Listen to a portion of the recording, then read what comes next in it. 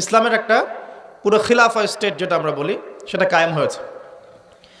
এর মধ্যে খবর এলো একজন ইহুদি মায়ের একটা সন্তান আছে, একজন ইহুদি মায়ের একটা সন্তান হয়েছে।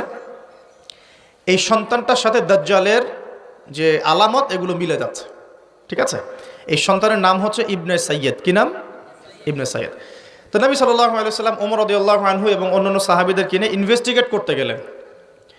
ইনভেস্টিগেট করতে গিয়ে তাকে ডাকলেন, ইবনে সাইয়্যেদকে ডেকে বললেন, তার চুলগুলো কোঁকড়ানো ছিল ঠিক দাজ্জালের চুলের মতোই। চোখের মধ্যে একটু সমস্যা ছিল, কারণ আমরা জানি দাজ্জালের ডান চোখে একটু সমস্যা থাকবে। আঙ্গুর কালার দেখেছেন? আঙ্গুর, চোখটা অনেকটা আঙ্গুরের মতো হবে, ফোলা। তো ইবনে সাইয়্যেদের কাঠামোটা মিলে যাচ্ছিল।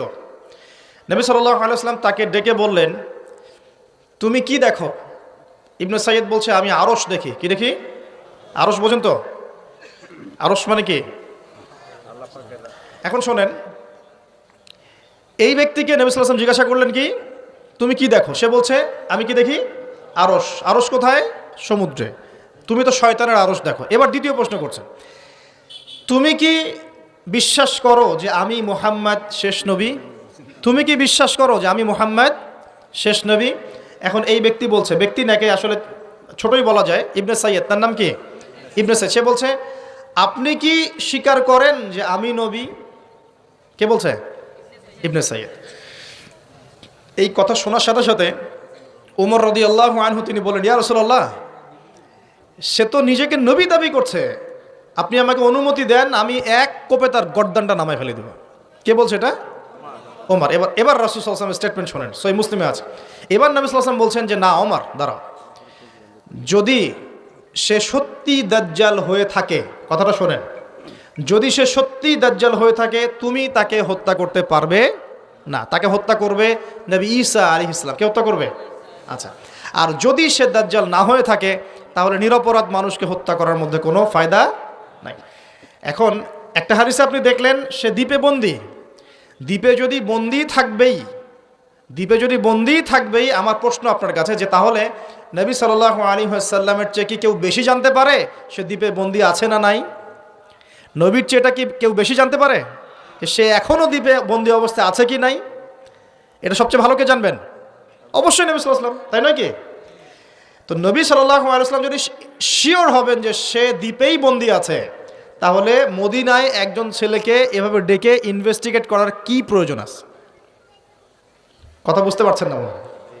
যদি আপনি মনে করেন শিওর যে আমাদের চেয়ারম্যান সাহেব বা আমাদের অনারেবল গেস্ট যারা, তিনি বাড়িতে আছেন, আপনি শিওর, তাহলে আপনি মাহফিলের প্যান্ডেলে তাকে খুঁজতে যাবেন কেন?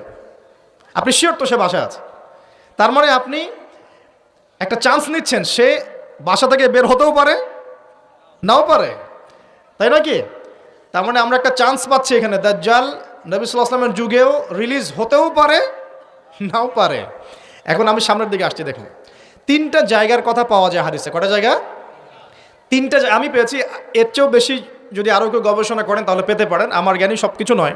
আমি তিনটা জায়গার কথা পেয়েছি, নবী সাল্লাল্লাহু আলাইহি ওয়াসাল্লাম বলেছেন এই তিনটা জায়গা থেকে দাজ্জাল বের হবে, ঠিক আছে? একটা হচ্ছে খোরাসান। কি নাম? খোরাসান। খোরাসান মূলত ওই যে খাইবার পাখতুন থেকে শুরু করে আফগানিস্তান, ইরান, এই পুরো কন্টিনেন্টটাকেই আসলে খোরাসান বলা হয়। 2 নম্বর হচ্ছে ইস্পাহান। কি নাম? এই জায়গাটা কোথায়? এটা ইরানের মধ্যে। কোথায়? ইরানের মধ্যে। এবং হাদিস এসেছে এই ইস্পাহানের প্রায় 70,000 ইহুদি। কত হাজার? 70,000 কি? হিন্দু ভাইয়ের কথা বলা হয়েছে? খ্রিস্টান ভাই? বুদ্ধিস্ট? কোন শব্দ বলা হয়েছে?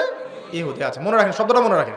70,000 ইহুদি মসিহুদ দাজ্জালের সাথে যোগ দিবে। তার দলে কি করবে? যোগ দিবে। আরও একটা শ্রেণী তার সাথে যোগ দিবে, সেটা হচ্ছে এক শ্রেণীর মহিলা। এক শ্রেণী কি? মহিলা। এই মহিলাগুলাকে বাড়ির পিতা বা স্বামী বা ভাই বাসায় বেঁধে রাখতেও পারবে না, বাঁধন ছিন্ন করে বেরিয়ে চলে যাবে। তো বাঁধন ছিন্ন করে বেরিয়ে যাওয়ার একটা দর্শন চালু হয়েছে না সমাজে? কথা কি বোঝেন কিছু? ফ্যামিনিস্ট রেভলিউশন বলে। কি বলে? Feminist revolution. মেয়েদেরকে আপনি আর ঘরে রাখতে পারছেন না এখন।